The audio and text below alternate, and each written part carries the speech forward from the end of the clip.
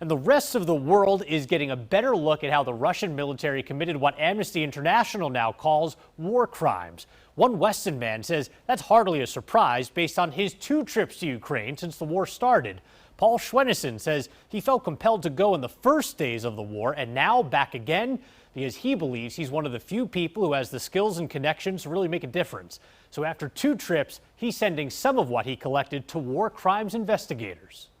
In a city known for its preservation of the past, the evidence of war crimes is overwhelming, so I was just contributing my 1 drop to the bucket of evidence. Weston's Paul Schwennesen is helping preserve information about the present, more than 5,000 miles away in Ukraine. Taken as a whole, all this evidence, I mean, it's clear that the best that could possibly be said about the Russian approach is that it's indiscriminate. Some of the twisted metal sitting in his living room is heading to investigators, documenting what Paul says are Russian war crimes. A report out today from Amnesty International backs him up. In April, that organization documented 28 indiscriminate attacks in Kharkiv, where Paul was just a few days ago, in almost as many days.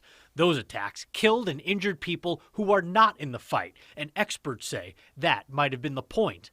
All that's left behind now is the kind of stuff that sits on Paul's coffee table. I'm picking up, 23 millimeter cannon shells from, neighborhoods where the apartment complex is gone. Paul's first trip was during the battle for Kyiv, which ultimately pushed the Russian forces back. Now, with Russians strengthening their positions in the east, Paul's second trip was to deliver supplies and weapons to Ukrainians on the front lines, using his knowledge and experience as a veteran of the Air Force and the war in Afghanistan to help him now. I think just being able to pitch in and help on something that really badly needs doing is, frankly, that's what we all want.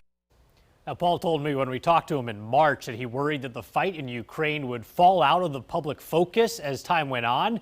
Now he says that's basically the case and that a lot of the support that was given so quickly early on in the fight is harder to find now. His next project is to try to raise money to get a drone for some of the sniper teams that he was working with in Ukraine.